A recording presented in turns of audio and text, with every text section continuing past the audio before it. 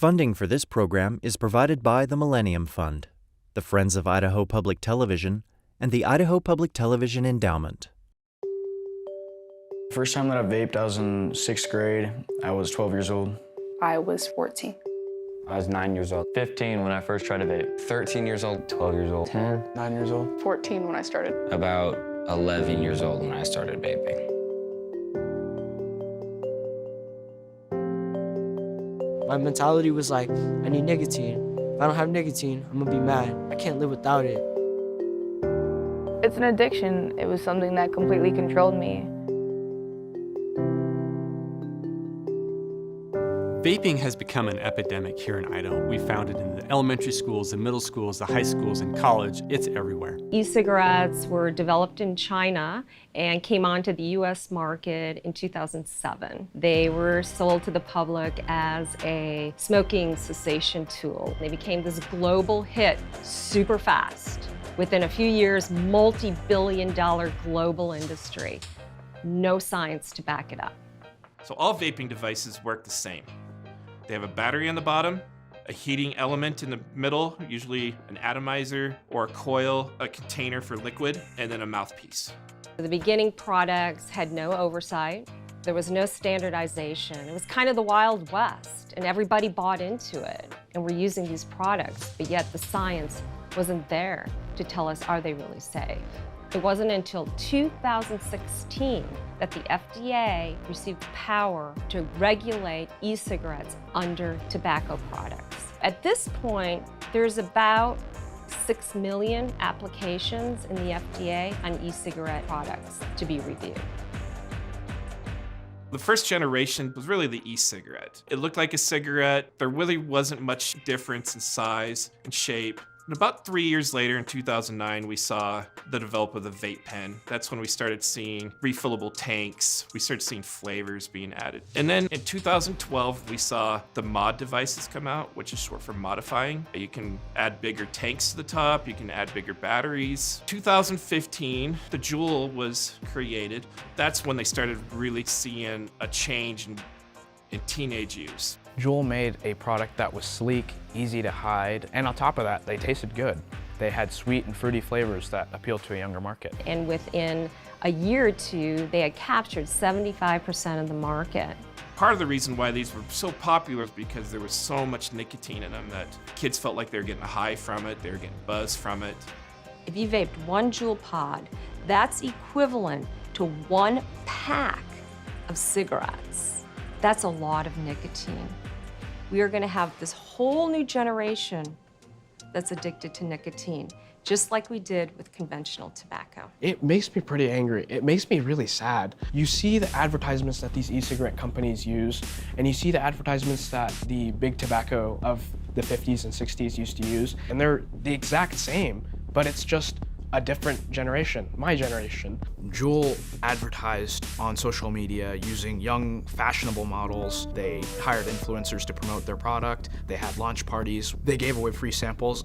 Juul had an Instagram page and they had a Twitter page. And when you looked at their followers, 45% of those followers were people between the ages of 13 and 17. These are not people who are allowed to purchase e-liquids. These are not people who are allowed to vape. Juul strategically marketed to children to expose them to a product that would result in a lifelong addiction.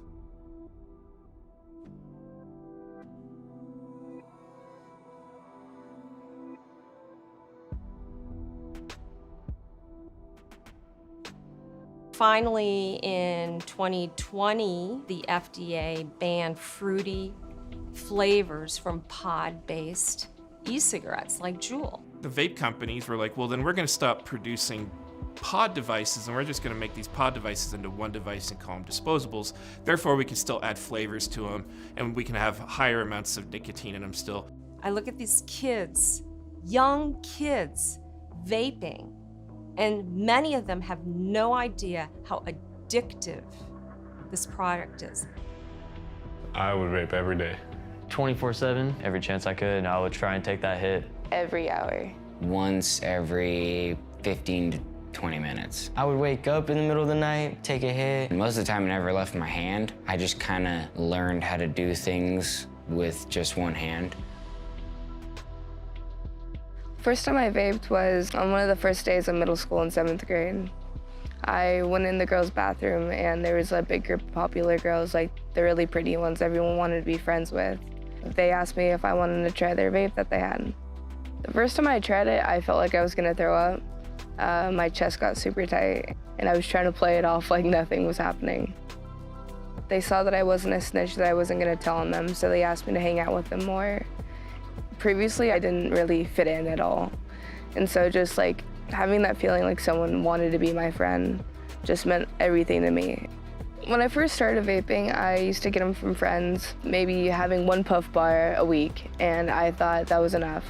But I soon started vaping more, and I'd go through a puff bar every 3 days, and one just wasn't enough. The brain doesn't fully develop until we're about 25.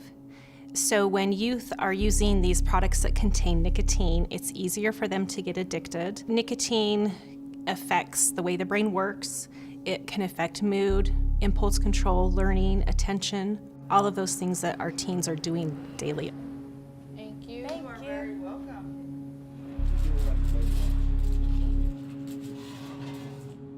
Even though I've been off of it for like a month and a half, like I still remember and crave how it feels, you know? And every time I wake up, I think about how good it would be to have one. But It's not a good idea. I feel like it's never gonna go away, and I just wish I never did it, you know? Because I'm the same way. I'm still addicted, and I don't want to be, because I know it'll just mess with my life. I wouldn't get good grades. I started failing in school because of it. I was like, oh, I need the nicotine, so I'd run to the bathroom. I'd text my friends, wouldn't pay attention, just so I could go get nicotine. I would like hit it in class, like Me too. do the Put it in your sleeve part. sleeve. Yep. Put your hand up in Or your like bra. move the Chromebook and like do tricks under it and stuff like Yeah. that. No. In our science class, we always Yeah. used to do that. And I never did get caught.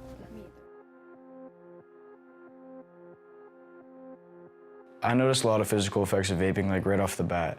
I feel so drained. It's so tired so often. Extreme chest pain, winded easily. I'd have to use my inhaler a lot more. My lungs are hurting.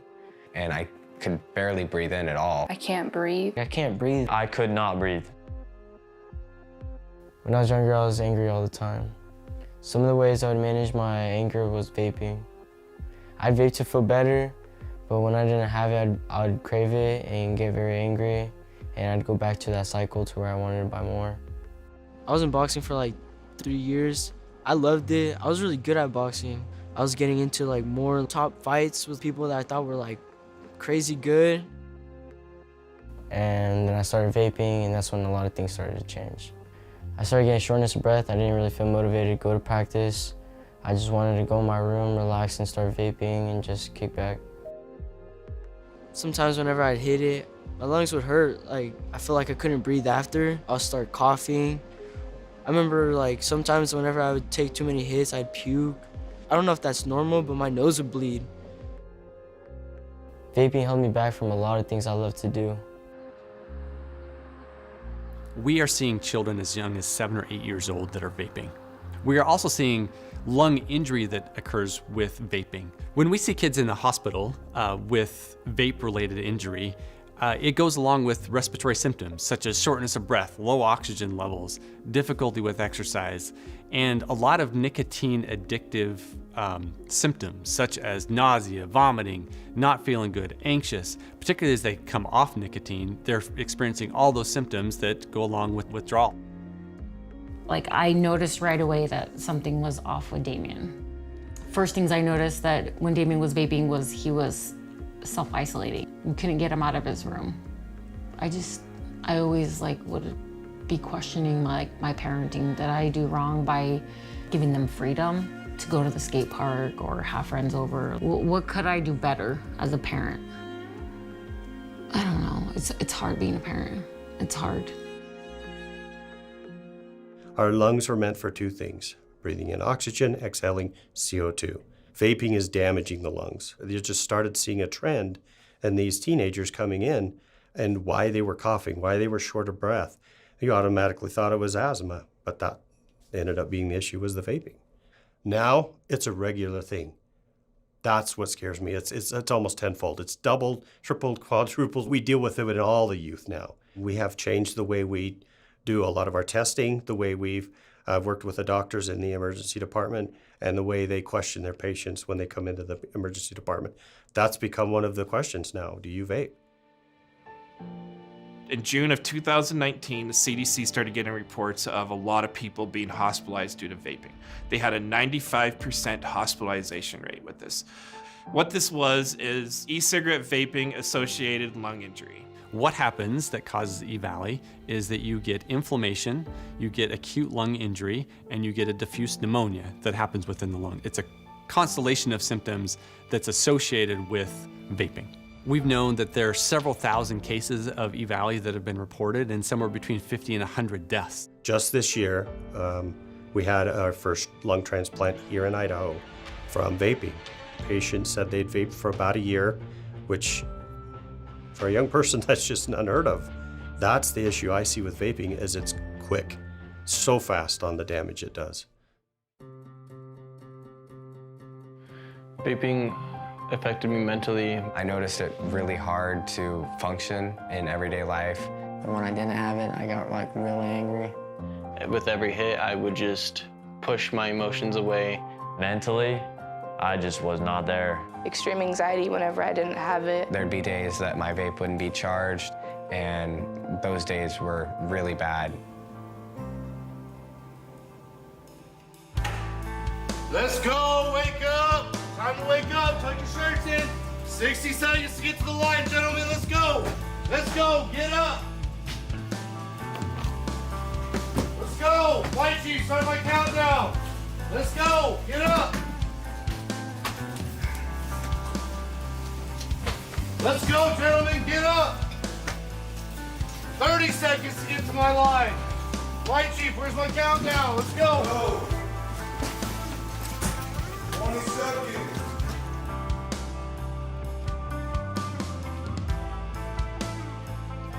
First time I ever vaped was it was in my middle school, in the bathroom. Graduated from using it for my friends just to like hit it, to getting my own, to having it on me 24/7, and to hitting it at school, going to the bathroom, in class. I had a little bit of weed on me and I got caught with that. I could have been off probation a lot earlier, and I blew it. You know, I got caught with some vapes. No weed or anything like that. I just struggled with vaping a lot. I'd always get close to getting off probation. I'd be like a month off, a few weeks off, and then I'd get caught at school with a vape and suspended. And then at that point, I've been suspended from school 3 times for a vape, and they're like, all right, you're getting expelled. And I'm like, it's a problem. It's a big problem. I was behind on credits. My PO has talked to me about the Idaho Youth Challenge Academy, and I said no. I don't want to go to military school. But talking to the superintendent, it was not a bad idea. The thing that mainly got me was making 14 credits up in a 5-month process. So I mean, like, making 14 credits up in 5 months is a big deal. That's a whole year of credits in only 5 months. That's what I needed. I need to graduate and I need to get my life on track. And that's why I chose to come here. There's definitely a lot of changes from my home life to being here. Waking up at 5 in the morning, getting yelled at, telling them what to do, telling them when to sit down, standing for chow, telling them to do this. There's a lot of discipline. Look straight forward, hands by your side, or you're pushing until you do it correctly. No phones, no TVs, no music, no nothing like that. Just straight, in the woods, wilderness. I mean, I smoked right before I came in, like the day of. Yeah, it was definitely hard. The staff here definitely helped out. They understand that you have some withdrawals going on, and they're there for you, and they actually help you get through it. And also all the other cadets, them going through the same process that I'm going through, talking to them, it does help having somebody with you, through the fight, through the struggle. I'm gonna be completely honest, if I didn't come to this academy, I don't know how I would stop. Yeah, because it's everywhere. It's everywhere, and I wasn't disciplined before. I just would do whatever I feel like. I don't think I would have stopped anytime soon. I think it started as like me trying to be cool in front of my friends, so I started doing it with them. like a little bit, and then that's when I started to realize, I'm like, oh crap, I'm actually not doing this to be cool anymore. Like I'm actually addicted. Like I like it. I need this. You guys like wake up all the time in the middle of the night, hit your neck, and then go back to bed? Oh yeah. I'm like, I shouldn't hit this, but you know what? I'll hit one more time. And then wake up one more time. Or like, instead of sleeping, you'll look up and you'll be like, oh, it's already morning. I gotta go to school. I haven't even slept, you know. And then you sleep in your classes. And like I remember seeing ads about, oh, vapes bring toxic chemicals into your lungs. I would just sit there and laugh. I'd laugh at it too. I'd laugh and hit at the same time. Like oh word. Like, oh, for real? This academy, and like I actually have a schedule and we've been working out. I really do realize how much like toxic stuff it puts into your body. Like I'm doing so good in school. I sucked at math. I was literally in like, I think it was like 7th grade level math. Like, and that was hard for me. I'm down here doing algebra now. I'm like, what? Like, where did this come from? Like, I'm not that smart, or like, I thought I wasn't that smart. I actually thought I was stupid. 100%, because I mean, you're going out to the bathroom and you're missing out on class, and you're not, I mean, math, you can't miss anything in math, and you go out there and you go hit vape, you're like, oh, I feel better, and you come back to math, and you're even more stressed, you gotta vape even more to cook, you know, get over that. Then you're like, oh, I'm stressed some more, because I just missed out on that. Let's take another hit. Oh, I missed out. Like, it's just a repeating process. According to the CDC, some of the chemicals that we see in e-cigarettes, 99% contain nicotine, heavy metals like nickel, lead, tin, and then one of the more concerning items are the flavors, and they contain a chemical called diacetyl, and that is linked to popcorn lung, which can be irreversible. If you look in the back of like, say a jewel box, usually it only lists 4 or 5 chemicals. Propylene glycol, vegetable glycerin, nicotine, flavors. If there is a 5th liquid, it's usually an acid. When we look at those 5 ingredients, propylene glycol, vegetable glycerin, the cape takes up about 70% of the liquid. When you mix these two together, it creates formaldehyde. And formaldehyde, that is a cancer-causing substance. We know that formaldehyde causes lung cancer in smoking. That's a known fact. Anything with the word aldehyde at the end of it, cinnamon aldehyde, is hidden in flavorings. We don't know which ones. There's 25,000 different flavorings out there for vaping.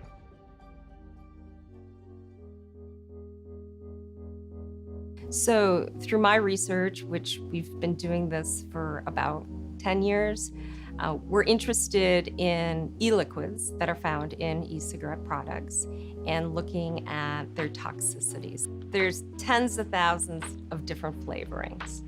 And so we screened a bunch of them. And our major finding is that not all flavorings have the same level of toxicity. One of the biggest misconceptions that I hear when it comes to vaping is that it's safer than smoking conventional tobacco, which is absolutely not true. The vehicle that's used to dissolve the e-liquids actually makes it easier for it to dissolve into your lungs. It's actually not safer for you to vape than it is to smoke. But once it gets dissolved into your bloodstream from your lungs, one of the organs that could be affected afterwards are your bones. And that's probably not the first thing that comes to your mind, but by age 18, you acquire 90% of the maximum bone density that you'll have for the rest of your life. We know that nicotine inhibits the growth of our bone-forming cells. That will result in a decreased peak bone mass, especially if the users are under the age of 18. Decreased bone mass can put you at a greater risk for fracturing. It can also put you at a greater risk for osteoporosis later in life. The amount of nicotine in these e-liquids that we're studying is astronomically larger than the amount of nicotine that we see in regular tobacco cigarettes. So there could be an even greater impact on these bone cells specifically. When we expose the bone cells in our research to the e-liquids, even at really low concentrations, we can see that as the concentration of e-liquids increases, so does the number of damaged cells. And you can see that really clearly under the microscope. The only difference in the cells that we treat and the cells that we leave as our controls is the amount of e-liquids that we expose them to. And on one side you see living cells, and on the other side you see dead cells. From our studies, we've determined that the menthol and cinnamon flavors are the most toxic. And a lot of these effects are happening independent of nicotine. And so the flavorings are having effects, and the nicotine is causing the addiction. Although we don't have the same longitudinal studies that we do in tobacco smoking, the fact that we were able to see flavor-dependent responses in our cells at such low concentrations definitely suggests that we're moving towards an outcome that is just as bad, if not worse, in the long term when it comes to vaping. The bottom line is the research has not caught up with the popularity.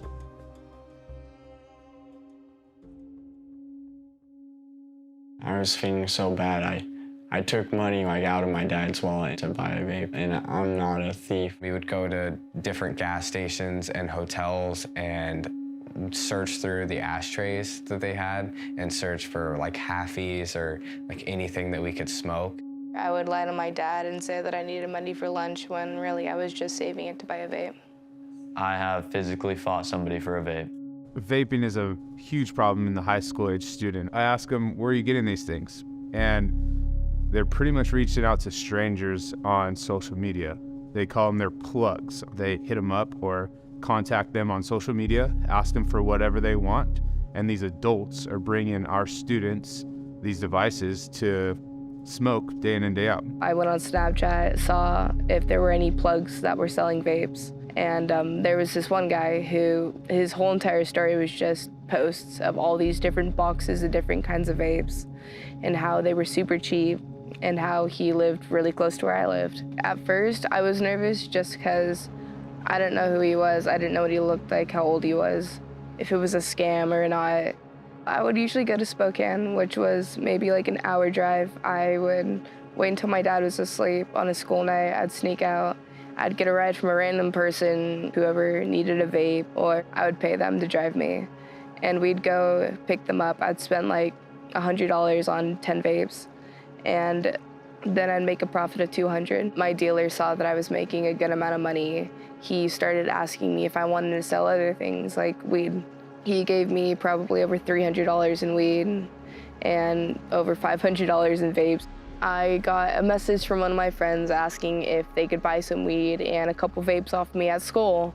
So I went to school with about 4 grams of bud on me and over 5 vapes.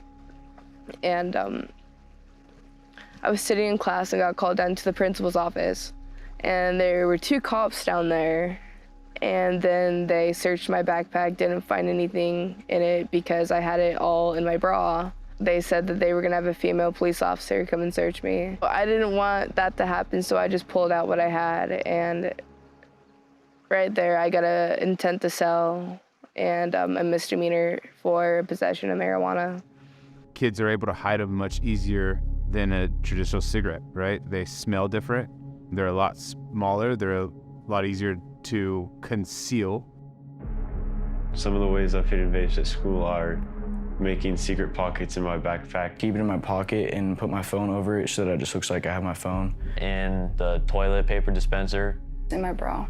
In my sleeves or my socks or in my belt line, so if they search me with the metal detector, it beeps over my belt. Kids are vaping everywhere. They are vaping in school, they're vaping at home, they are vaping in front of adults. You know, vapes are designed to look like office products.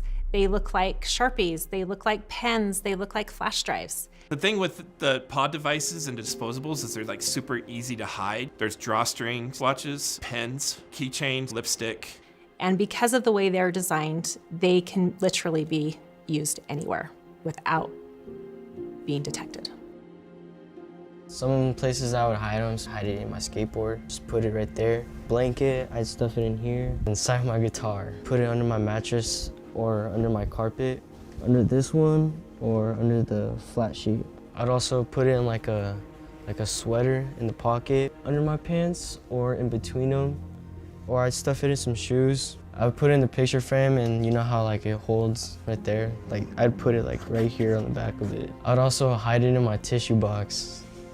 My parents wouldn't really like notice it, but I usually just stuff it all the way in the bottom of it. And whenever I was fiending for it, I'd just go in there and grab it. But I'd usually keep it under my pillow mostly because that's when I was like mostly like, that's the easiest place I can go. When I wake up, I usually take a hit. Middle of the night, I usually take a hit as well. I just hate it. I just hate the vaping. We've done counseling, we've done sports. It got to a point where my husband and I purchased these alarm systems so we can hear when he opened his window, because if he opened his window, that means he was doing something he's not supposed to be doing. There has been so many times that I've talked to parents that said, oh, my kid doesn't vape, they know better. And then weeks later, they're calling me and saying, hey, I found this in their room. There's not a specific type of kid that vapes. I think it spans from rich, poor, to athlete, to honor roll. If you don't think your kid is vaping, think again. 40% of all kids in Idaho have at least tried it once. Vaping did lead to other substances that I put into my body. Vaping led to smoking cigarettes when I couldn't get a vape. Marijuana, and then that led me down to a whole bunch of other stuff. Smoking weed, then alcohol, and then the harder substances. Once I got the high, I felt like I really just had to keep it going. In early 2009 and 2006, we only saw nicotine in these devices, but now as these have adapted, other drugs have adapted with it. Kids who I catch smoking marijuana typically started vaping e-cigarettes, and then they continued on to marijuana because it's just as easy to smoke THC out of a vape as it is nicotine. So street vaping is a lot more dangerous than buying from an actual vape shop because people are making these chemicals in their homes and then they're selling them, and you don't know what's in them. These dealers, adults that are willing to sell to children, are just selling them whatever they can get their hands on to get their money. Even here on campus, I have tested a device and it tested to have fentanyl inside of it. We have people who are dying from these things because they smoke something that they don't know what it is and potentially have an overdose. So we have actually heard of meth being vaped, heroin, MDMAs like Molly, ecstasy. We've heard rumors of people putting vitamin E acetate in them. I've even heard of super glue being added to them. If your kids are in a school situation, they're going to be exposed to and offered a vape at some point. We need to talk with our kids before they're faced with it. We need to talk with them when they're young, so they're more likely to listen to us. They're going to know about the dangers, and they're going to know how to handle it when they're faced with the situation. It's important to tell my story well because vaping almost killed me. Brogan's my middle child. He's 19 years old. Brogan's a very kind, giving person. I like to bowl, I like to hunt, dirt bike, I like to play the piano, I like spending time with family. When I started vaping, I want to say I was 13. Everybody around me did it.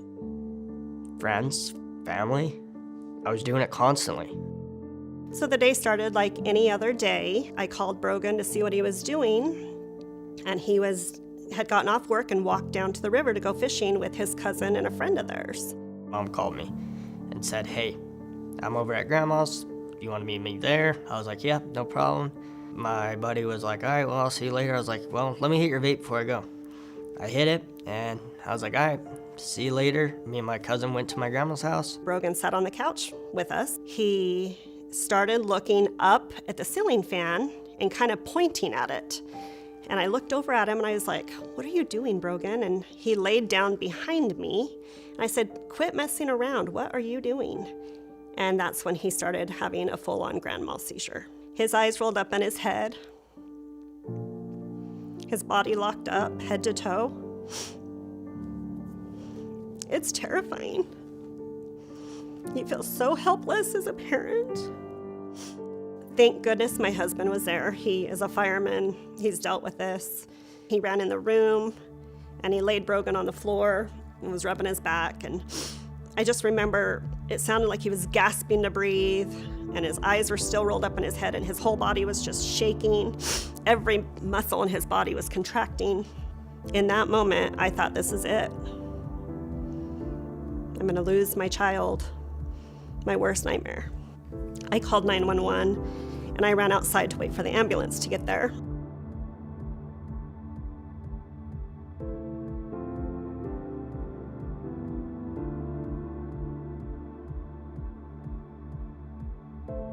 When the paramedics got there and I took them in the house where Brogan was, he had started to come to. And one of the questions the paramedics asked was, did you ingest anything? Did you take anything? Did you eat anything? Did you drink anything? Anything out of the ordinary? And he's like, no. My nephew is standing there, and I looked at him and I said, did you guys do anything that would cause this? And he said, we hit a vape. So when we were in the hospital, I told the doctor that he had hit a vape maybe 30 minutes, 45 minutes before the seizure hit. The emergency doctor did say that in all likelihood, vaping did trigger the seizure. Nicotine poisoning probably is what caused it. However, vapes have not been out long enough to do studies to prove that seizures can be caused by vaping. When the doctor said that it was more than likely caused by vaping, I just thought to myself, there's no way because I've been doing it for how long? Wouldn't it have happened sooner? There's not enough research to prove that that's what caused his seizure. So to a teenage boy, they're not going to believe that vaping caused a seizure because they want to vape. My relationship with my mom after my first seizure changed. I pulled him out of public school, made him homeschool. She was very strict. I isolated him from all of his friends. She was searching through my stuff. I actually bought nicotine tests to start testing him at home. She would not let me hang out with my friends. Rarely left the house. However, he did have a cousin stay the night. He brought a vape with him. We vaped all night. His cousin come running in our bedroom and said, something's wrong with Brogan. And I ended up having a seizure that night. Me and my husband got up and ran in his room, and I looked right at his cousin. As Brogan is laying there having a grand mal seizure, I looked at his cousin and I said, did he vape today? And he just stared at me and I said, I need to know. And he said, yes, he did. That night, it was clear to me that vaping caused my seizure because what else would have caused it on that particular night? After that second seizure, I was done. I didn't even touch a vape after that. I think what finally made Brogan quit is fear. The fear of having a seizure and not coming out of it. Even after I quit vaping, there still was times when I was like 4 o'clock in the morning and I'm just like, what if I don't wake up tomorrow? It's been really hard, mostly for him. He's lost all his independence. He now has a huge medical debt. He's diagnosed with a seizure disorder. That will follow him the rest of his life. If I had never vaped, my life would be so different. I wouldn't have had to sell my dirt bike. I wouldn't have had to lose my job or my license, and I would have never had to start taking pills every day for seizure medication. A big problem is once parents find out their kids are vaping, it's almost too late. They're already hooked. Parents need to wake up. They need to realize that this is real and this is a problem and it's getting worse. I want people to understand, you got one life, live it smart. Don't be dumb. Don't do what I did. Don't risk it. The best way to keep your kids away from vaping is to talk to them. So we actually do have studies that show us that talking to your kids works. Kids who regularly have to check in with their parents about their free time are half as likely to try tobacco products. Those are great numbers. So I actually often get asked by parents, how do I talk to my kids? So you remain calm, you don't be alarmed about it, and you look for opportunities to talk with them. Ask a simple question like, I hear that a lot of kids are vaping at school. Is that something that you're seeing? And that kind of opens up the lines of communication. And if you're not confrontational with them, and if they're not feeling like this is a lecture, then they're open to telling you what their day-to-day life is like, and you can kind of see what they're faced with.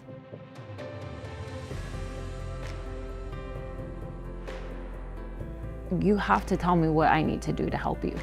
Vaping, it affects all of us.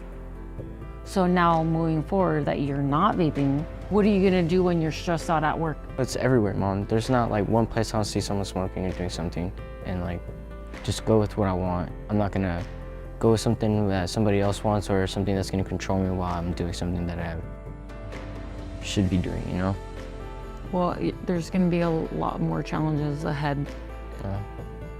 And I'll face those challenges. Yep. And We'll do it together. Now that you're not doing the stuff that you did before, Mijo, you're glowing. I love it. You're happier, and I hope that you know that Dad and I are both proud of you. I'm proud of how like you're committed, sticking to not vaping anymore, changing your circle with your friends. Yeah. I mean, that's huge, Miko. I love you. Let's go.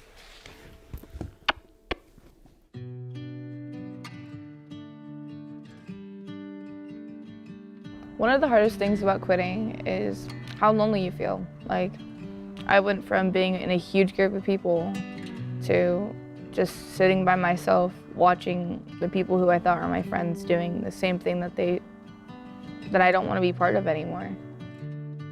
The hardest thing for me about quitting would probably be not having that feeling or having something to do all the time.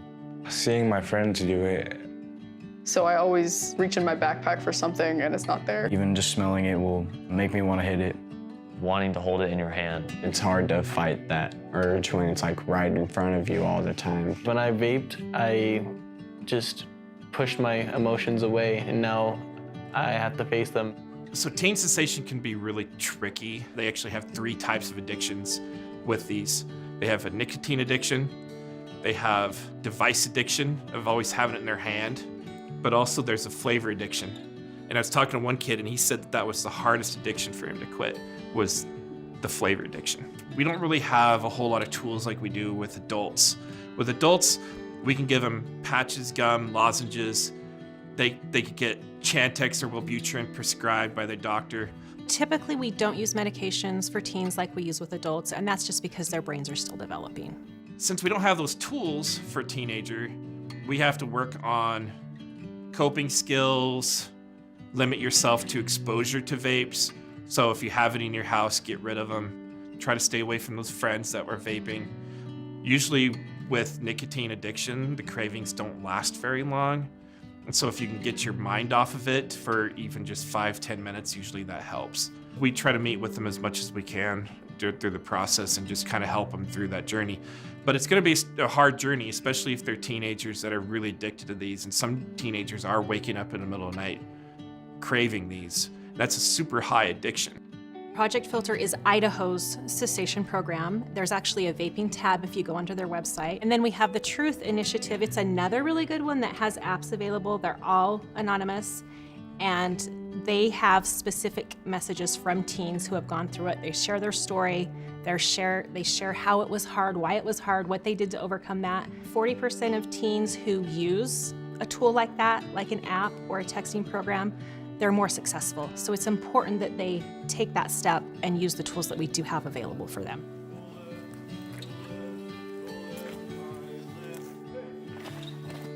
Addiction isn't just something you can like get over and then just push it away. Like, oh, I'm not addicted anymore. Like it's there forever. It's in your mind. The best thing I could tell anyone would be like, stop now, because it's just gonna get harder. It's gonna be harder to stop. The best thing to do is not even start, because once you start, I used to always think like, oh, I can stop. I just don't want to. The famous quote, I can stop whenever I want. I mean, I've had a substance abuse counselor. One of the best of the tips he gave me, and I've realized it, is keep yourself busy. You keep yourself busy, you do something, you look forward to something you won't be feeding. You look forward to chow. You're like, all right, I'm looking forward to chow. Just looking think forward about to the eating. next thing. Chow to snack. Keep yourself busy, and you won't have that. I need to go hit something. I need to go get a vape. I need to go smoke. I need to go do something. Just keep yourself busy. Or keep your mouth busy, like chew gums or eat seeds, so you can always keep your mouth busy instead of, oh, I need to hit this vape.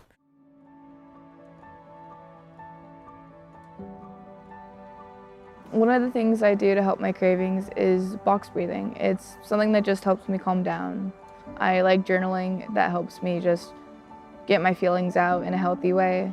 Another coping strategy that I use is self-care. With getting enough sleep, exercising, eating the right kind of food, that kind of stuff really helps me with preventing my craving for doing negative things like vaping, and makes it so things are just calmer and less stressful, because that's usually what triggered me to vape most. The people that we surround each other with that's us, If you surround yourself with bad people, then you're gonna make bad choices. And so when I get out of here, I'm definitely going to remove the people that were bad influences on me. I'm going to make some new friends, make better friends, friends that empower me and help me do the right thing. I feel like the best thing, that's gonna help me stay away from it is having a goal in place, and because I want to go to CSI, I want to graduate, high school. I want to go into welding. I want to advance my career in welding and make bank, make as much as I can. And I feel like having that mindset and my goals and plan, that's going to help me the most to quit and thrive. It'd be kind of nice to have like an extra 20 years not being dead. I'm sure future selves will thank us now. Being able to breathe. Yeah, but we'll worry about that when the time comes. You guys want to play some basketball? Absolutely. Yep.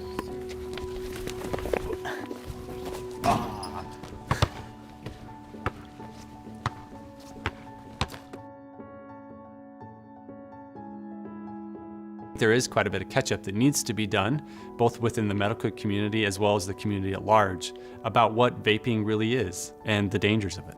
My fears about vaping are that fact that we just don't have the same kind of culture against it that we do with tobacco smoking. There have been very targeted advertising towards children and teenagers to make it cool and exciting and acceptable, and we need to have a culture shift away from that, because it's not cool, it's not acceptable, and it's not safe. Education is key. If parents want to talk to their kids about vaping, they need to know what they're talking about. So you don't need to talk about Juul anymore. That was 2 years ago. They're now doing disposables. So you have to be current in your knowledge. Another really great service on Truth Initiative is for parents of vapers, and they can sign up for text messages. So that's really helpful because they get reminders of ways that they can communicate with their kids, so it's not confrontational. It's really helpful for them to have some assistance in how to talk to their kids about it and how to support them through that quitting. It feels amazing to be substance-free. I don't think I've ever been this positive or this motivated in my life. I feel like more myself. I can breathe, I can think clear.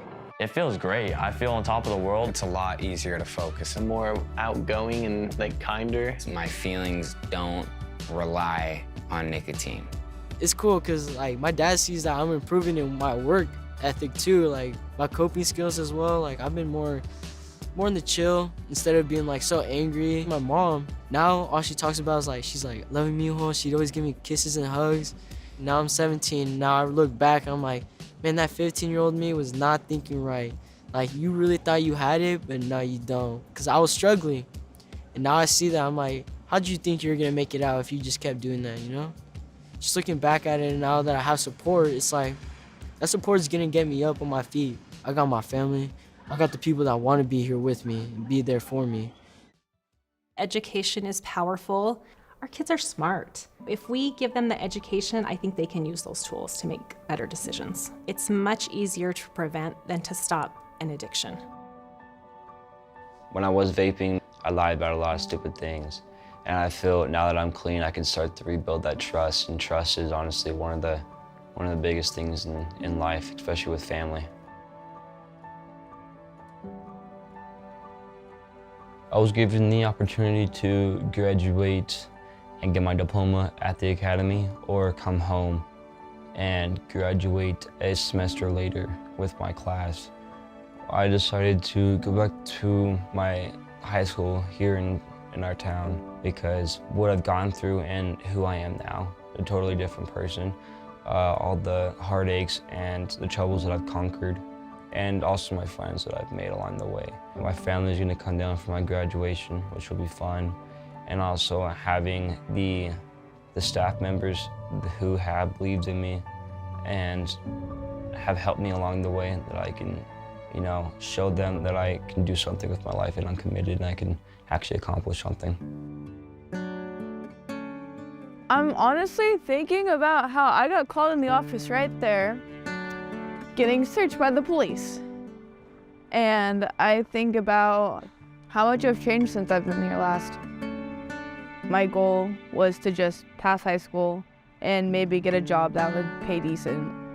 And now I am signed up for Job Corps. I'm gonna be going to college here soon. And I actually feel like I am looking forward to something in my future. I'm able to tell myself that I'm not constantly being controlled by something that is killing me every time I hit it. And it's really nice knowing that I have control of myself again, which is something I haven't felt since the first day I started vaping. I think I actually found myself for once.